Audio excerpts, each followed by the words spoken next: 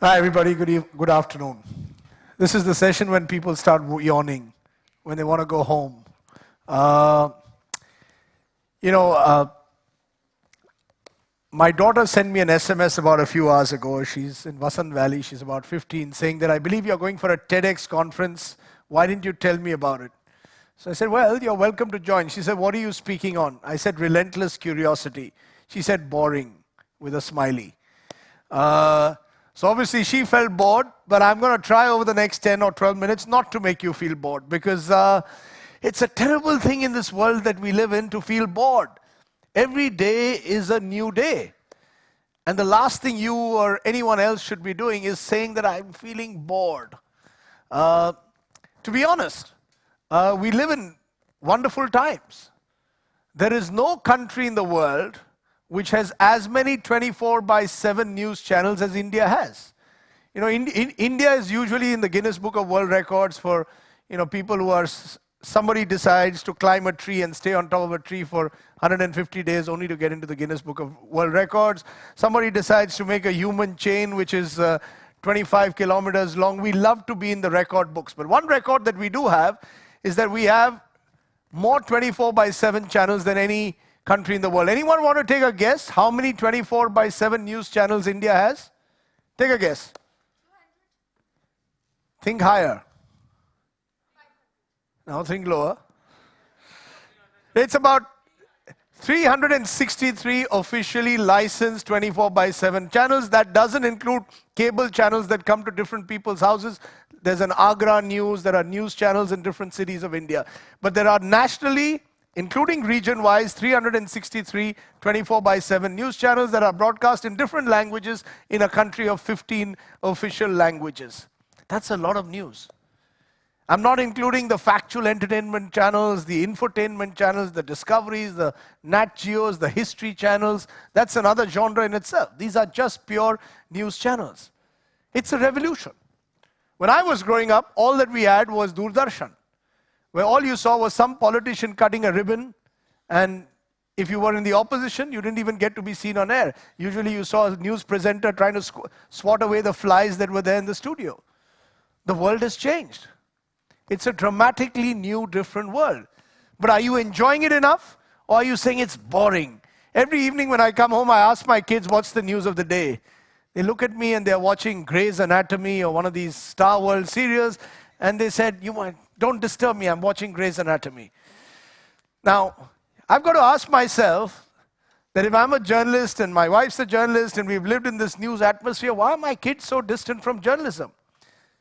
The only thing that seems to really drive my son, for example, is football.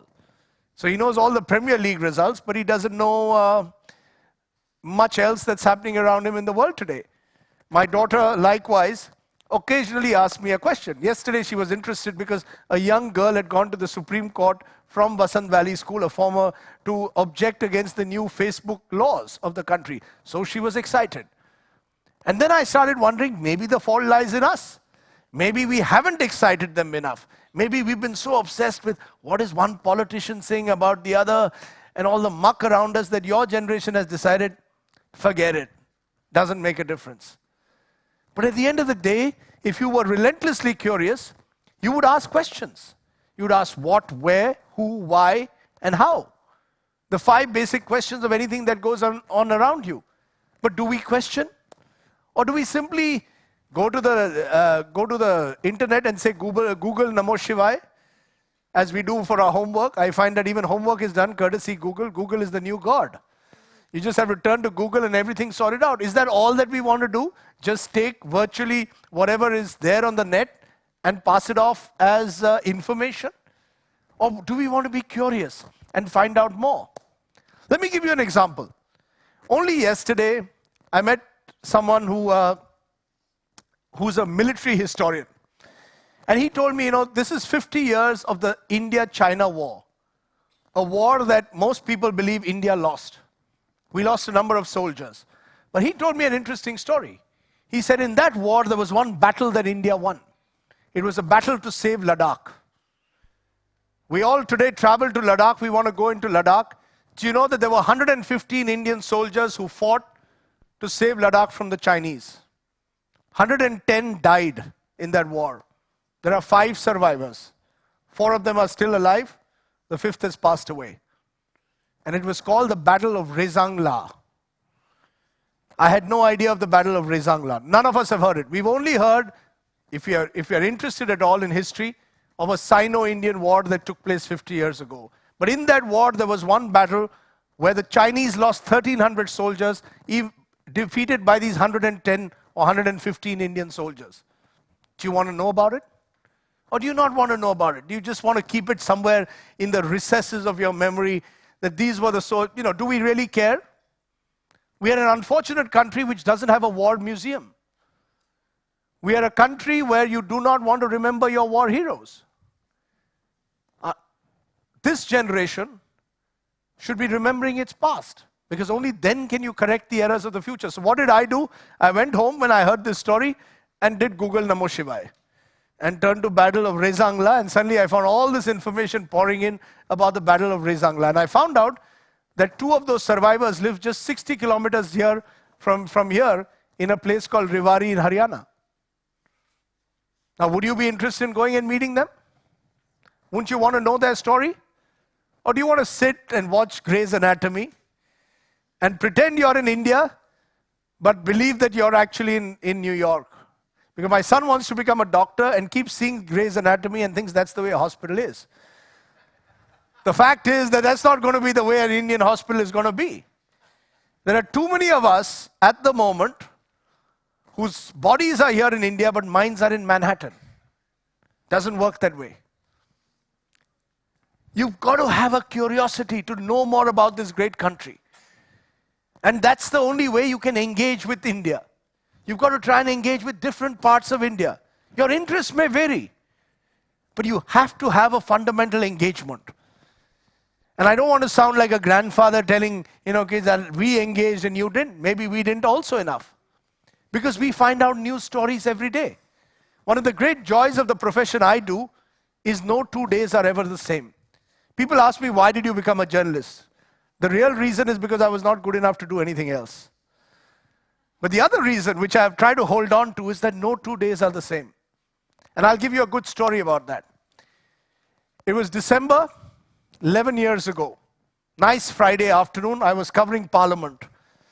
And it was about 11 in the morning, lovely winter's day in the month of December. My camera person tells me, sir, nothing happens in Parliament on a Friday. Why don't we go and nicely have a picnic just outside India Gate? I said, great idea.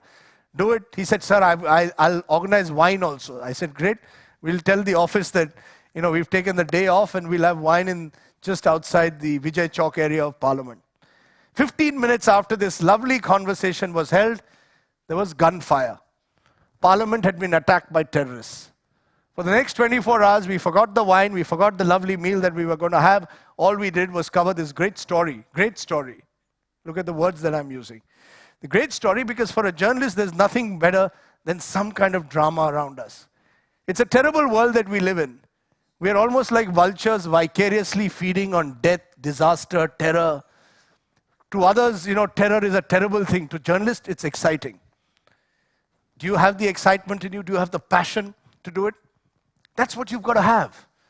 And that only comes through a process of curiosity, to want to know a little bit more about the world around you, to be excited by news. That's what I want to see more and more. Maybe, as I said, the fault is in us. Maybe we've not been able to excite you enough. Maybe we haven't told enough stories that you can relate to. But it's got to be a two-way process. Now, if you sit yawning while I'm talking, that's terrible. It means I've been unable to break your curiosity. But that's the challenge, my dear, of our times. The challenge of our times is to know that there is a world beyond trivia, behind all the excitement that you have. Actually, you're a blessed generation. You're a generation which has too many options. You can have remote control and watch TV, you can be on the internet, you can be on the computer. And because you have so many options, maybe, you don't want to really be passionate about any one thing.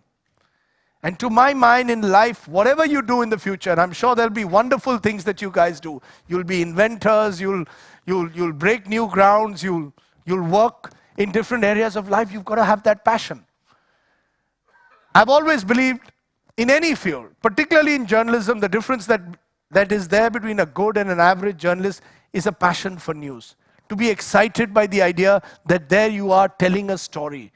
And we're in a country where there are hundreds and thousands of stories to be told. One of the reasons why we have so many 24/7 channels is that there are thousands of stories to be told. Unfortunately, some channels have now only resorted to trivia. So if Shah Rukh Khan has a stomach upset, you'll find breaking news on some channels.